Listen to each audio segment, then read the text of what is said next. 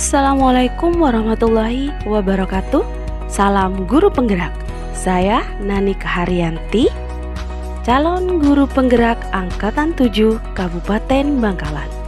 Saya dari UPTD SDN Kombangan 4 dengan fasilitator Bapak Rusli Magister Pendidikan dan Bapak Prayitno Magister Pendidikan selaku pengajar praktik.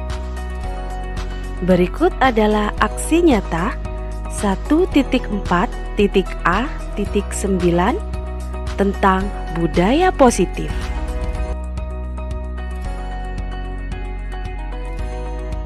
Tujuan pembelajaran khusus aksi nyata 1.4.A.9 adalah calon guru penggerak dapat menyampaikan pembelajaran dari penerapan konsep inti. Penerapan konsep inti dari modul budaya positif serta pemahaman mereka mengenai konsep-konsep inti dalam modul budaya positif.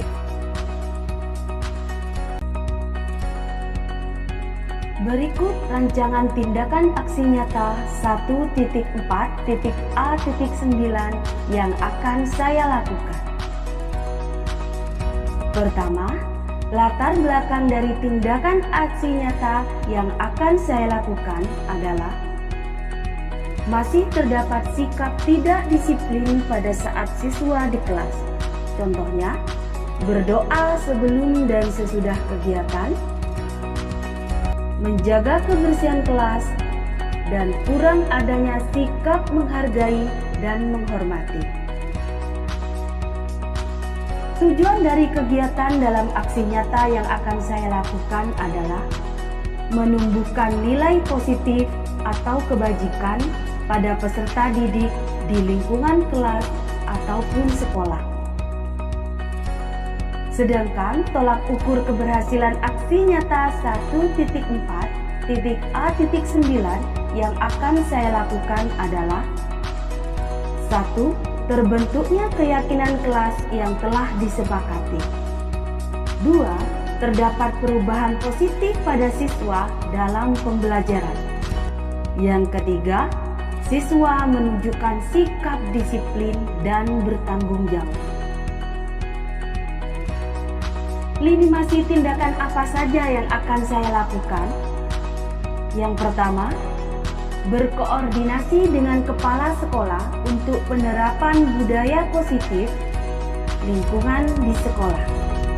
Yang kedua, meminta izin mengadakan diseminasi budaya positif di lingkungan sekolah bersama Dewan Guru.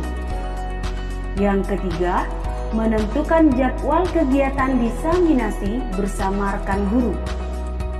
Yang keempat, berkolaborasi dengan rekan guru untuk merancang pembuatan keyakinan kelas dan sekolah yang relevan. Yang kelima, melakukan refleksi dan evaluasi serta tindak lanjut setelah kegiatan diseminasi. Dukungan apa saja yang saya butuhkan? 1. Dukungan dan kerjasama baik dari kepala sekolah, rekan guru, dan murid. Kemudian, sarana dan prasarana apa saja dalam kegiatan tersebut, yaitu proyektor, alat tulis, karton, dan lain-lain. Berikut video selengkapnya kegiatan aksi nyata 1.4.A.9.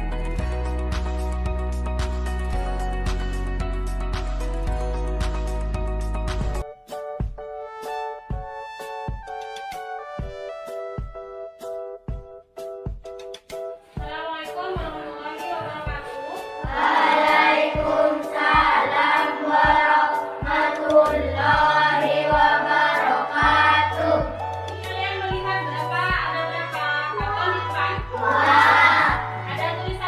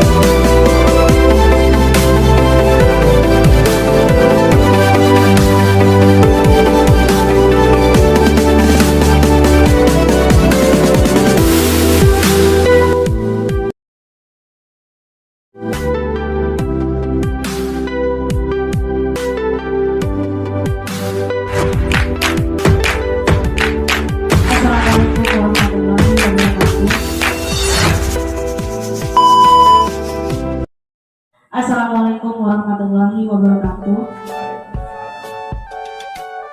Para dewan guru yang saya hormati, di sini saya sekedar untuk menularkan dan memberikan materi, yaitu elaborasi pemahaman tentang apa yang saya pelajari di guru penggerak yang selama ini berjalan, yaitu tentang budaya positif. Dalam hal ini budaya positif yaitu budaya itu adalah hal-hal yang kebiasaan yang kita lakukan sehari-hari dalam suatu komunitas, dalam hal ini kita dalam lingkup pendidikan yaitu di sekolah. Pertama yaitu hal positif yang kita dapat lihat dalam kehidupan sehari-hari. Pertama, dalam keseharian kita mengajar, dalam keseharian kita memberikan pendidikan, yaitu apakah Bapak dan Ibu di sini setuju tentang adanya hukuman kepada anak yang intinya niatnya kita untuk mendisiplinkan murid dengan hukuman membaca. Hukuman itu tidak semerta-merta hukuman yang harus semuanya anak melanggar disiplin kita hukum dengan cara diberdirikan di depan, dengan cara mempermalukan. Tidak seperti itu Bapak. Apakah memberi penghargaan itu adalah hal yang Bapak Ibu guru anggap sebagai hal yang baik untuk anak-anak, mungkin dengan memberi penghargaan kita bisa memotivasi anak untuk menjadi lebih baik lagi tentang disiplin positif dan nilai-nilai kebajikan universal. Nanti kita yang akan bahas ini. Terus teori motivasi, hukuman dan penghargaan serta restitusi yang kali ini restitusi ini saya anggap adalah hal yang perlu saya berikan kepada Bapak Ibu, tularkan ke Bapak Ibu, rekan-rekan saya sekalian agar memandang suatu hukuman dan penghargaan itu dengan kelas. Nanti kita akan bahas juga apa itu keyakinan kelas dan kebutuhan dasar manusia dan dunia berkualitas, serta restitusi atau 5 posisi kontrol yang harus dimiliki oleh semua guru dalam menanggapi kejadian-kejadian yang ada pada peserta didik. Ini perubahan paradigma teori kontrol dan teori pilihan atau ilusi kontrol, yaitu ilusi guru mengontrol murid dan membuat orang merasa bersalah dapat menguatkan karakter. Jadi pikiran selama ini bahwa kritik dan membuat orang merasa bersalah itu dapat menguatkan karakter murid. Itu pemikiran yang selama ini guru-guru pikirkan. Terus habis itu ilusi bahwa semua penguatan positif efektif dapat bermanfaat. Terus yang selanjutnya ilusi bahwa orang dewasa memiliki hak untuk memaksa. Seperti itu. Kita sebagai pendidik selama ini berpikiran bahwa saya punya hak untuk memaksa murid saya untuk bisa berubah lebih baik, dan caranya seperti kali ini. Kita dari dulu merasa diri kita selalu benar. Bagaimana cara mendidik anak, memaksa anak untuk bisa itu dengan cara memaksa. Siapa sesungguhnya yang memiliki kontrol? Nah, di sini teman-teman, stimulus kontrol. Kita mencoba mengubah stimulusnya. Kita mencoba mengubah orang agar berpandangan sama halnya pandangan orang lain tentang dunia. Terus yang kedua, perilaku buruk dilihat sebagai suatu kesalahan. Terus teori kontrolnya, semua orang memiliki perilaku memiliki tujuan. Jadi semua yang anak-anak lakukan itu mempunyai tujuan. Dan pikiran kita selama ini perilaku buruk itu dilihat sebagai semua perilaku buruk anak kita sebut sebagai kesalahan, seperti itu. Kontrolnya seperti apa? Hanya Anda yang bisa memiliki pengontrol diri Anda sendiri. Jadi jangan mau dikontrol sama orang lain. Jadi kita mempunyai milik sendiri untuk mengontrol diri kita sendiri. Lalu pemaksaan ada pada saat bujukan gagal. Terus teori kontrolnya, kolaborasi dan konsensus menciptakan pilihan-pilihan baru dengan cara berkolaborasi dengan teman. Jadi pentingnya kolaborasi, kerjasama dan saling bertukar pikiran dengan teman untuk menyelesaikan masalah.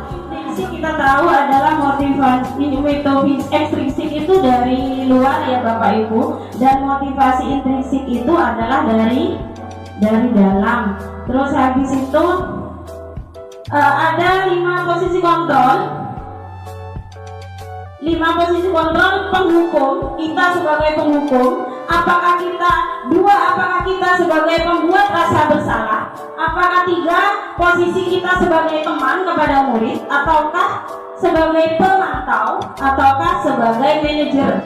Di sini yang masuk ke motivasi ekstrinsik adalah sebagai penghukum, sebagai pembuat rasa bersalah, sebagai teman. Bahkan teman pun itu belum tentu positif ibu-ibu, bapak-bapak. Dan posisi kontrol terbaik yaitu sebagai manajer. Dan restitusi sebagai penyelesaian masalah, yaitu pertama kita harus menstabilkan identitas siswa dulu. Bagaimana caranya nanti kita bahas. Terus memfasilitasi kebutuhan anak. Terus habis itu yang selanjutnya adalah menanyakan keyakinan, bahwa apakah anak-anak itu punya keyakinan untuk memperbaiki dirinya. Kata disiplina yang artinya belajar. Makna dari kata ini berkonotasi dengan disiplin dari murid-murid Socrates dan Plato. Disiplin diri membuat orang menggali potensi menuju sebuah tujuan apa yang dia hargai. Namun dalam budaya kita, makna kata disiplin telah berubah menjadi sesuatu yang dilakukan seseorang pada orang lain untuk mendapatkan kepatuhan. Jadi kita disiplin untuk memperoleh kepatuhan dari anak-anak. Kecenderungan umum adalah menghubungkan kata disiplin dengan ketidaknyamanan. Jadi disiplin itu tidak nyaman katanya anak-anak, tapi kita harus merubah bagaimana disiplin itu menjadi hal yang harus dilakukan secara dari dalam diri, secara kesadaran diri anak-anak sendiri untuk berdisiplin, bukan dengan apa yang memiliki tujuan. Menurut William Glasser dalam teori kontrolnya 1984, dengan mengaitkan nilai-nilai pendidikan diri seorang, maka motivasi intrinsiknya akan terbangun sehingga menggerakkan motivasi dari dalam untuk dapat mencapai tujuan mulia yang diinginkan. Nilai-nilai kebajikan yang ingin dicapai oleh setiap anak Indonesia kita dengar sebagai profil pelajar Pancasila, yaitu satu, profil pelajar Pancasila, satu, beriman bertakwa kepada Tuhan Yang Maha Esa dan berakhlak mulia. 2, mandiri. 3, anak-anak bernalar kritis. 3, berkebinekaan global. Yang keempat, bergotong royong. Dan 5, kreatif. Ini motivasi perilaku manusia untuk menghindari ketidaknyamanan atau hukuman. Apa yang akan terjadi apabila saya tidak melakukan? Ini pertanyaannya. Untuk menghindari ketidaknyamanan, anak-anak itu takut dihukum karena apa ya yang akan terjadi apabila saya tidak melakukan disiplin di sekolah, tidak datang tepat waktu, seperti itu. Jadi motivasi eksternal dari luar, rasa takut. Yang kedua, untuk mendapatkan imbalan dari orang lain. Mungkin dengan berbuat disiplin, guru akan memberikan saya imbalan. Nah, itu juga eksternal, kata mengharapkan imbalan seperti itu. Terus untuk menghargai diri sendiri. Nah, di sini yang penting yaitu untuk anak-anak untuk disiplin itu harus datang dari dirinya sendiri, yaitu bagaimana anak-anak menghargai dirinya sendiri. Saya akan menjadi seperti apa jika saya melakukan disiplin ini, dan dia tidak akan tidak akan seperti apa kalau saya tidak hanya terlepas dari perintah, akan tetapi juga cakap buat memerintah diri sendiri. Nah, di sini nanti dapat menurunkan kualitas. Nah, jadi tidak semua bisa dikasih penghargaan karena penghargaan itu dapat menurunkan kualitas. Penghargaan itu dapat mematikan kreativitas dan penghargaan dapat mengurangi motivasi dari dalam anak itu sendiri. Bentuk program kebajikan apresiasi: beri pengakuan secara khusus, memberi pengakuan secara pribadi, beri pengakuan kepada semua murid secara bergantian, beri pengakuan secara konsisten, secara berkelanjutan, dan fokus pada proses bukan nilai. Jadi proses anak belajar yang harus ditekankan di sini, bukan berpatokan pada angka, Bapak Ibu. Kata dan kalimat untuk membuat anak-anak itu berperilaku secara positif yang berasal dari dirinya sendiri, bukan mengharapkan secara imbalan, bukan mengharapkan penghargaan. Jadi harus kita pintar mengolah kata dan kalimat, bagaimana membangun diri anak sendiri seperti ini. Nah, di sini ada beberapa yang saya tanyakan kepada teman-teman semua. Apakah ini termasuk hukuman atau konsekuensi? Mencatat 100 kali dalam buku kalimat, saya tidak akan terlambat kali karena terlambat ke sekolah. Ini termasuk hukuman apa konsekuensi? Hukuman. Baik, kita ditulis di sini hukuman ya. Kita ingat di sini hukuman. Lalu yang kedua, lari mengelilingi lapangan basket 2 kali karena terlambat hadir di sekolah. Termasuk hukuman apa konsekuensi? Konsekuensi. Yang nomor 2 kita catat dulu konsekuensi. Yang ketiga, murid diminta kali karena tidak menggunakan masker ke sekolah. hukuman plus konsekuensi. Lalu yang selanjutnya, menggantikan kertas tugas teman yang telah dicoret-coret, itu hukuman apa? Konsekuensi. Terus selanjutnya, membersihkan tumpahan air di meja tertulis karena tersinggung pada saat belajar.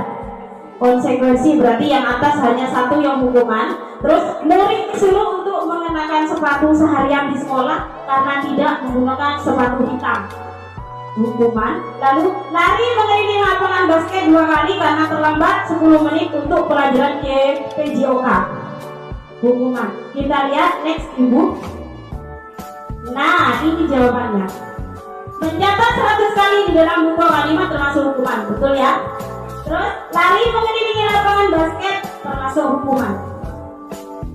Karena semua hal yang bisa menyakiti dan mempermalukan anak itu adalah termasuk hukuman.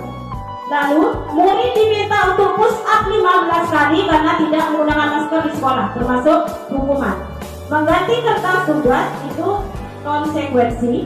Memberi ketumpahan konsekuensi. Meruh anak menggunakan sepatu seharian hukuman. Lari mengelilingi lapangan basket termasuk masuk ke pembelajaran olahraga, mungkin di apa?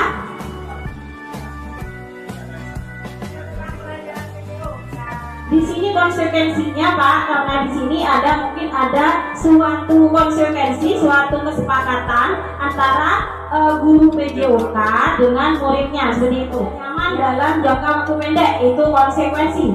Terus di sini anak membenci disiplinan, anak menghargai disiplin. Di sini bedanya hukuman dan konsekuensi. Hukuman dan konsekuensi itu sama, membuat anak-anak merasa takut, tapi di sini adalah yang dalam jangka waktu pendek.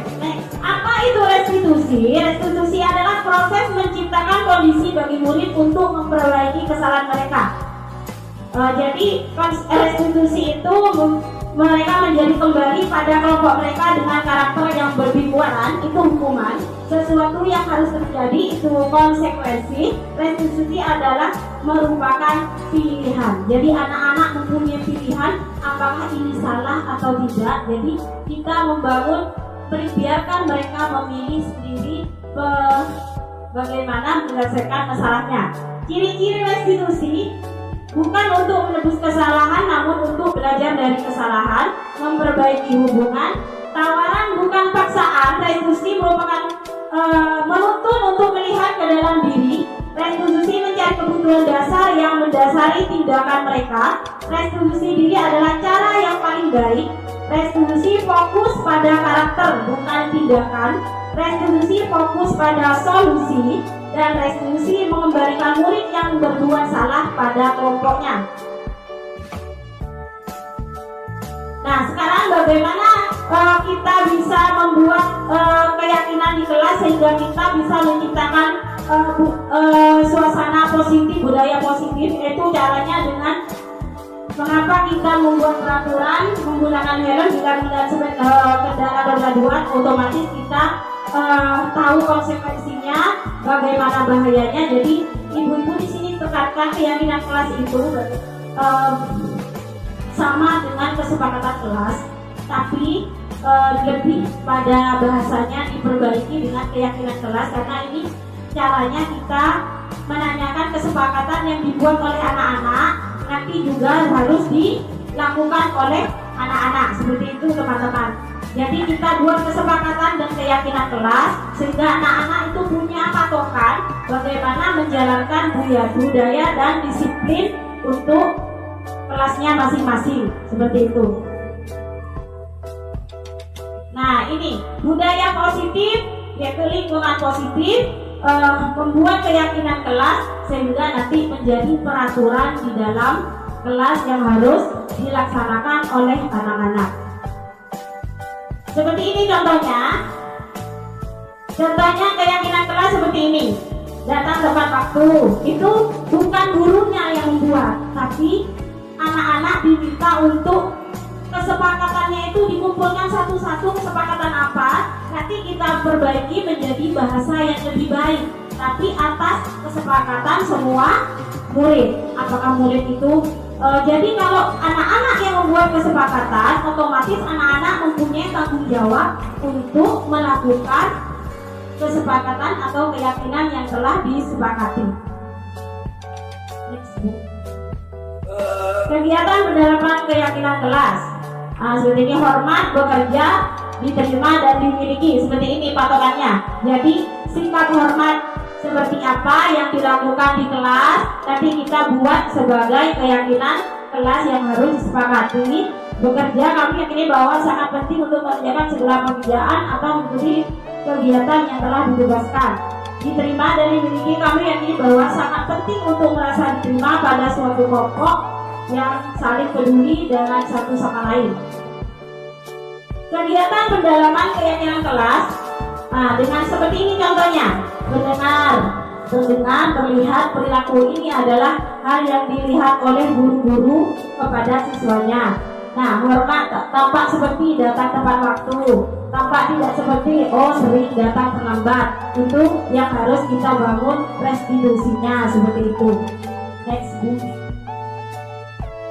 Nah, ini peraturannya nanti dibuat sebagai keyakinan kelas dan ditempel di kelasnya masing-masing sebagai keyakinan kelas. Selalu mengembalikan buku pada tempatnya, itu sama saja dengan disiplin. Nanti di sini keyakinan kelasnya disiplin, seperti itu ya. Terus poin-poinnya mengembalikan buku pada tempatnya. Jadi mereka sudah paham karena ini adalah keyakinan kelas yang telah dibuat oleh siswa sendiri dan guru. Nah, seperti ini ya: bertanggung jawab, disiplin, menghormati orang lain, hadir itu menghormati orang lain, dan berkomitmen mengajak anak-anak untuk berkomitmen. Next book. Next. Nah, ini kebutuhan dasar manusia itu ada 4: kasih sayang dan rasa diterima, penguasaan, kesenangan, bertahan hidup, dan kebebasan. Jadi kenapa anak-anak membuat kesalahan? Ini yang belum terpenuhi pada anak didik sebenarnya. Dengan mereka mungkin kalau siswa kelas 1 mereka berjalan-jalan kemana-mana, mungkin butuh perhatiannya guru. Ini rasa kasih sayang, ini kebutuhannya belum tercukupi. Terus selanjutnya bertahan hidup. Mungkin anak-anak maju ke kelas kok tidak aktif di kelas, mungkin makannya di rumah tidak makan, atau ada hal yang membuat anak-anak di rumah tidak main HP sehingga tidur kemalaman. Jadi bertahan hidupnya itu, kebutuhan bertahan hidupnya tidak ada. Seperti kesenangan, mungkin anak-anak ingin bermain, seperti itu.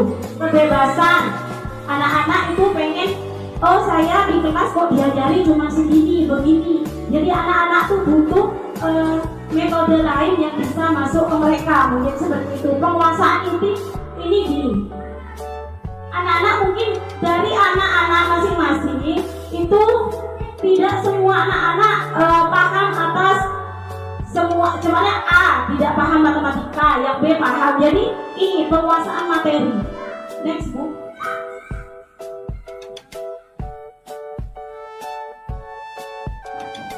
Nah, posisi kontrol. Nah, ini identitas gagal, identitas berhasil, identitas berhasil dan sukses. Jadi ini menghukum, membuat merasa bersalah, iman, memantau, dan manajer. Di sini adalah posisi kontrol terbaik untuk para guru, yaitu mengajukan pertanyaan-pertanyaan kepada anak. Jadi tidak langsung menghukum begitu saja. Terus mengajukan dulu pertanyaan-pertanyaan yang membangun kualitas, menguatkan pribadi, meletakkan dirinya sebagai individu yang positif dan dunia berkualitas. Bagaimana caranya saya memperbaiki keadaan, itu yang akan nanti dibangun oleh anak-anak sendiri. Pertanyaan-pertanyaannya mungkin gini: saya kecewa sekali dengan kamu. Nah, ini membuat orang bersalah. Jadi jangan ajukan pertanyaan seperti ini. Kamu tidak pernah benar. Ini menghukum. Jadi anak-anak tuh merasa selalu salah gitu. Terus ayolah lakukan ini demi ibu. Ini posisinya sebagai teman, guru sebagai teman. Apakah kamu mau melakukan stiker bintang hari ini? Memantau, jadi dipantau anak-anak. Anak-anak jadi pengen stiker, lakukan hal-hal yang baik. Terus kalau manajer bedanya gini, bagaimana kamu bisa menyelesaikan masalahnya ini dari manajer ini mengajak anak-anak menyelesaikan masalahnya sendiri. Jadi kita hanya sebagai pembimbing anak-anak untuk mengembalikan identitasnya menjadi lebih baik. Nah, di sini nilai-nilai kemudian memperbaiki peraturan memantau eksekusi dan hadiah. Jadi hadiah itu bagaimanapun tidak baik Bapak Ibu.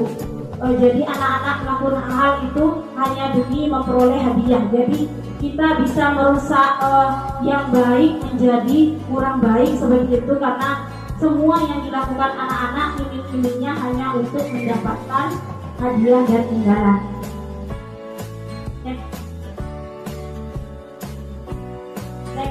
Segitiga restitusi seperti ini bentuknya. Validasi kebutuhan, menanyakan keyakinan, menstabilkan identitas. Nilai-nilai apa yang telah disepakati. Jadi berdasarkan nilai-nilai kelas yang kita, keyakinan kelas yang kita lakukan, yang kita sepakati, lalu dijadikan acuan untuk anak-anak berpikir atas kesalahannya dan bisa memperbaiki kesalahannya, membangun identitasnya sehingga menjadi lebih baik lagi. Next. Nah, jadi kita bagaimana membangun identitas? Kita berkata, oh, membuat kesalahan itu baik, manusiawi sekali, biasa, tapi gitu. Apakah permasalahan ini akan terus terjadi jika kamu berbuat ini? Apakah kamu ingin berbuat baik seperti itu? Terus, next. Validasi kebutuhan. Nah, jadi kebutuhannya anak-anak itu kita tanyakan, kamu bisa saja melakukan hal yang lebih buruk.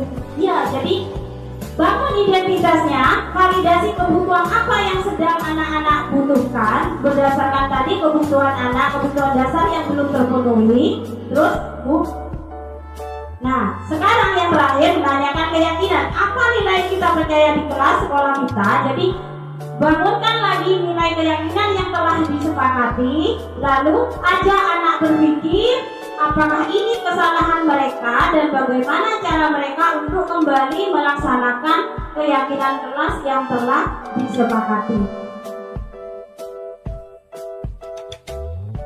Nah, ini interviewnya seperti ini. Ya, seperti ini interviewnya kepada anak-anak tentang apakah kamu ingin berbuat lebih baik, seperti itu.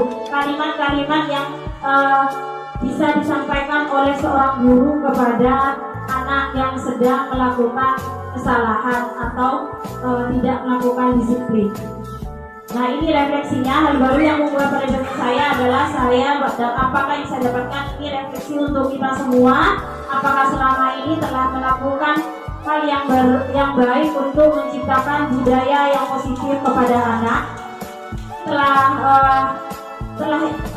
ikut berpartisipasi dalam menularkan budaya positif untuk putra didik kita. Terima kasih.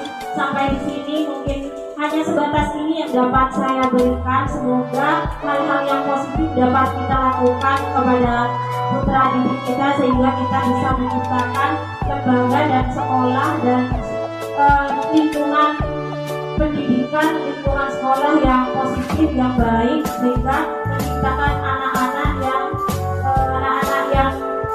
ingin mendisiplinkan diri yang berasal dari dirinya sendiri tanpa ada paksaan dan tidak melakukan hal yang bisa membuat anak menjadi lebih buruk lagi. Terima kasih. Assalamualaikum warahmatullahi wabarakatuh.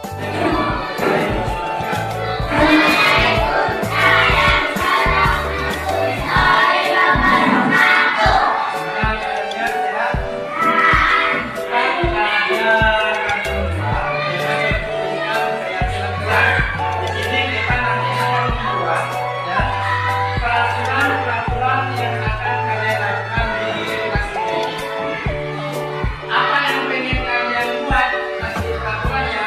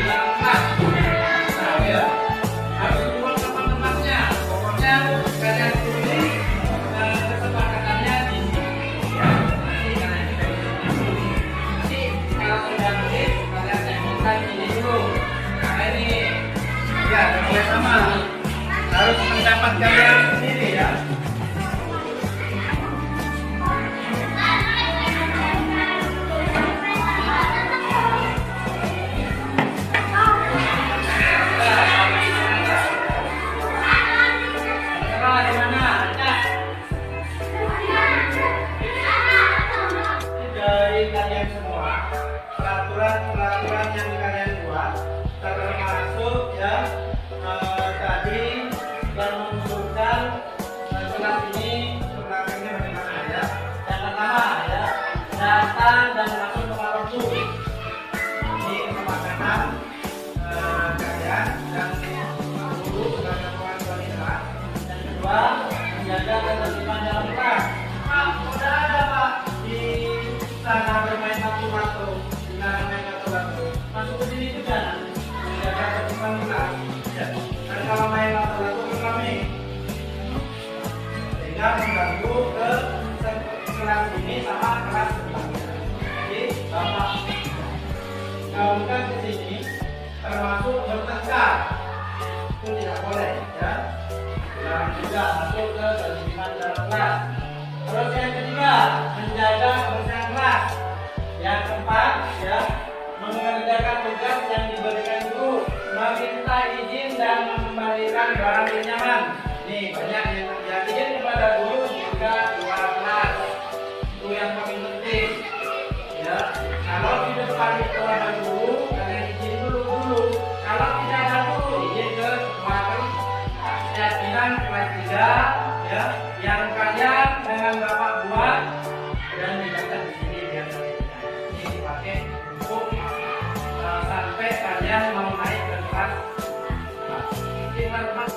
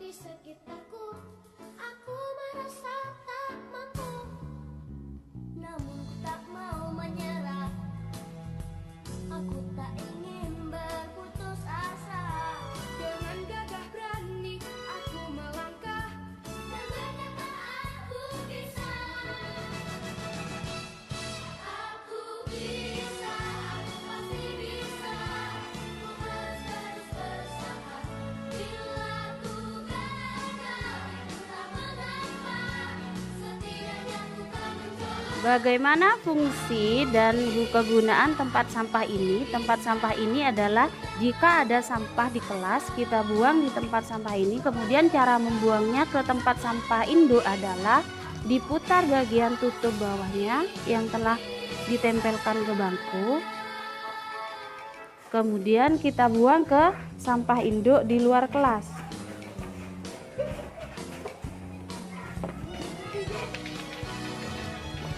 Kemudian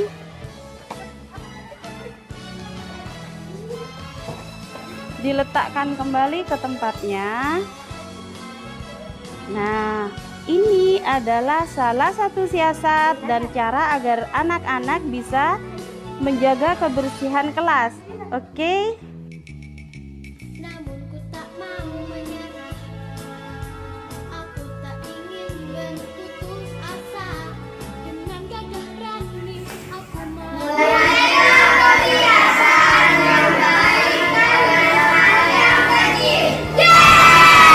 Selamat pagi anak-anak. Assalamualaikum warahmatullahi wabarakatuh.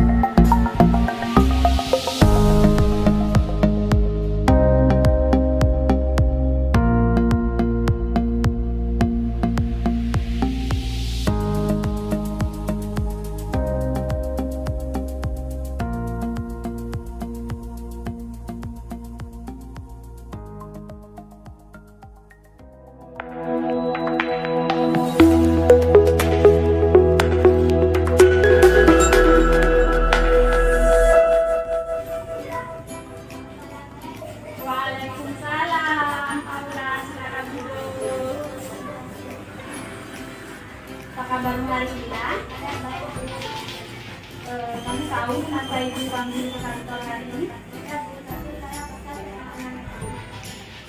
Begini ya, membuat kesalahan adalah hal yang wajar.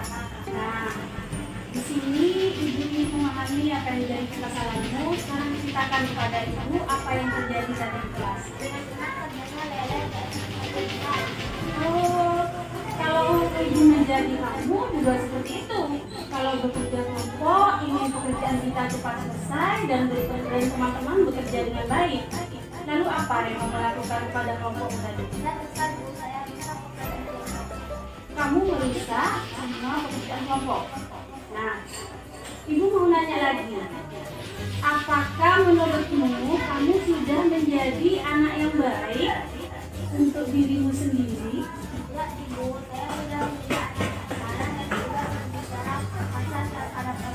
Iya, betul sekali. Pada keyakinan kelas yang telah kita sepakati, apakah keyakinan yang menurutmu tidak sesuai dengan apa yang kamu lakukan hari ini? Nah, apa langkah yang sebaiknya kamu lakukan untuk melakukan semua keyakinan kelas yang telah kamu sepakati tadi?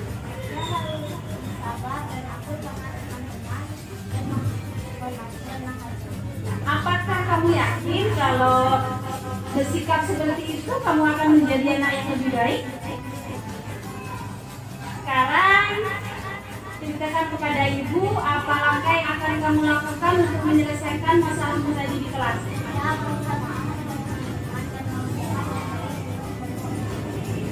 Tentunya dengan melakukan kegiatan kelas, saling menghormati, saling menghargai, dan saling menyayangi antar teman, ya bukan? Nah, sekarang Wulan, ibu yakin kamu mampu melakukan itu. Sekarang kembali ke kelasmu, lakukan apa yang telah menjadi rencanamu, meminta maaf pada teman, dan lakukan apa yang menjadi tugasmu dalam kelompok. Ya, sama-sama. Waalaikumsalam.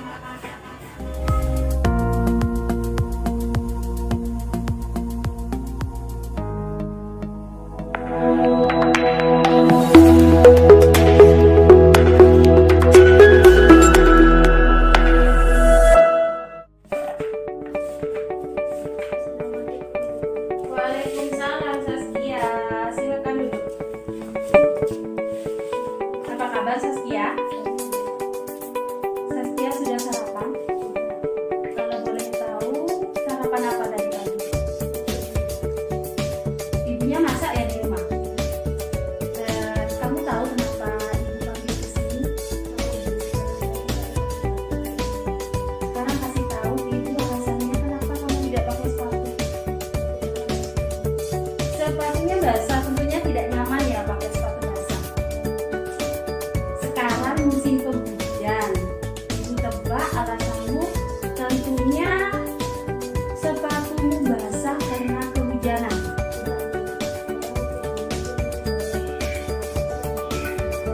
Kamu sibuk ya Saskia sampai kamu lupa untuk mencuci sepatumu di pagi hari. Begini Saskia, lupa adalah sifat yang manusiawi. Ibu juga sering lupa. Dan tentunya kalau hari Minggu bermain dengan teman-teman adalah hal yang sangat menyenangkan ya. Lalu ibu sekarang tanya, apakah hari ini kamu merasa sikapmu itu sesuai dengan keyakinan sekolah yang telah disepakati? Baiklah, keyakinan sekolah disiplin itu berarti kamu tidak memakai sepatu ya. Mungkin kamu bisa memberikan satu solusi ke ibu, bagaimana kamu bisa melaksanakan keyakinan sekolah dengan baik.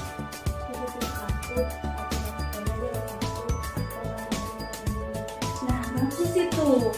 Nah, kira-kira siapa yang bisa membantu kamu untuk mengingatkan agar kamu tidak lupa untuk mencuci sepatunya? Lalu kalau demikian, apa solusinya Saskia? Bagus sekali. Dengan mencuci sepatu di sore hari atau pagi pagi hari pada hari Minggu, apa manfaatnya untuk kamu?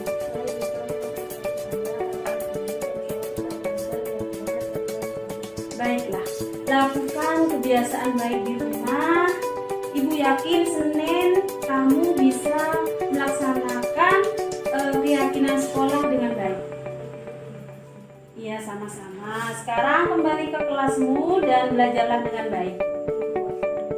Waalaikumsalam.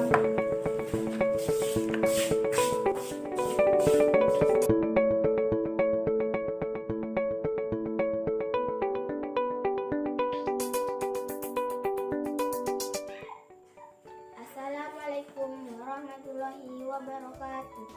Nama saya Aulan Nuri Imamah. Saya siswi kelas 4 PTD SDN Kombangan 4. Pesan saya terhadap penyelesaian masalah yang dilakukan ibu guru adalah saya merasa tenang dan tanpa khawatir meskipun dipanggil ke kantor. Saya jadi sadar bahwa sikap saya tidak sesuai dengan keyakinan kelas yang telah kita sepakati, yaitu menghormati, menyayangi, dan menghargai teman. Terima kasih. Wassalamualaikum warahmatullahi wabarakatuh. Assalamualaikum warahmatullahi wabarakatuh. Nama saya Umi Destia, saya dari kelas 6 UPTD SDN Kombangan 4. Hari ini saya melanggar keyakinan sekolah dengan tidak memakai sepatu. Dipanggil Ibu Nani ke kantor membuat saya sadar pentingnya menjaga komitmen dan disiplin di sekolah. Terima kasih. Assalamualaikum warahmatullahi wabarakatuh.